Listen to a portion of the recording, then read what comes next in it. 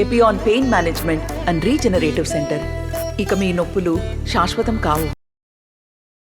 అందరికీ నమస్కారం. Ramachandrapuram TDP, Janasena, BJP కార్యకర్తలకి అందరికీ కూడా పేరు పేరున నా పాదాభివందనాలు. మరి ఈరోజు భారీ స్థాయిలో 20 నుంచి 25,000 మంది వరకు జనం నా నామినేషన్ ప్రక్రియకి హాజరవడం జరిగింది. అందరూ కూడా ప్రశాంతమైన వాతావరణంలో అంతమంది జనం వచ్చినప్పటికీ ఎక్కడ చిన్న అపశృతి జరగకుండా చాలా ప్రశాంతమైన వాతావరణంలో ఇక్కడికి చేరుకున్న ఆర్డీఓ గారి ఆఫీస్కి నామినేషన్ వేయటం జరిగింది. అదేవిధంగా ఏదైతే ప్రస్తుత ప్రభుత్వం మీద ఎంత వ్యతిరేకత ఉందనేది ఈరోజు నామినేషన్ ప్రక్రియలో ప్రతి ఒక్కరికి అర్థమైంది. అందరూ కూడా ఈ రాక్షస రాజ్యం పోవాలి, రామరాజ్యం రావాలనే నిపుణతో ఉన్నారు. అదేవిధంగా ఇటు రాష్ట్రంలోని ఇటు రామచంద్రపురంలో కూడా వచ్చేది ఈ ఎన్డీఏ కూటమే కాబట్టి ఈరోజు జరిగిన నామినేషన్ ప్రక్రియ మరి హాజరైన వారందరికీ కూడా పేరు పేరున నా కృతజ్ఞతలు.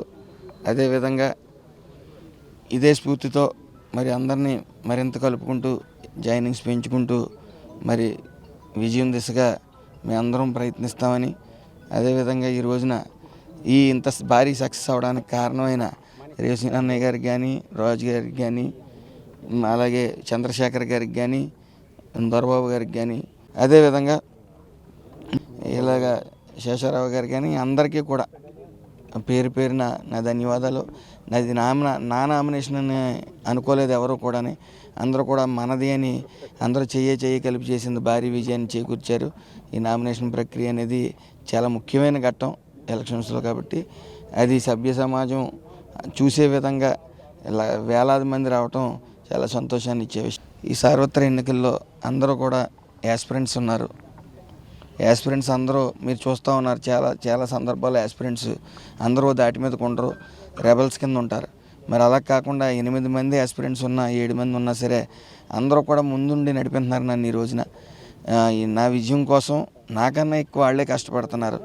మరి వాళ్ళందరికీ కూడా అలాగే ఈ టీడీపీ కార్యకర్తలకి, జనసేన కార్యకర్తలకి, బీజేపీ కార్యకర్తలకు కూడా అందరికీ కూడా పేరు పేరున నా ధన్యవాదాలు. అలాగే ఈ కృషి ఇంకొక 20 రోజులు చెయ్యాలని ప్రతి కార్యకర్తని, నా తోటి సహచరుల్ని అందరినీ కూడా కోరటం జరుగుతుంది. మనం ఈ 5 సంవత్సరాల్లో డెవలప్మెంట్ అనేది ఈ రామచంద్రపురంలో లేదు.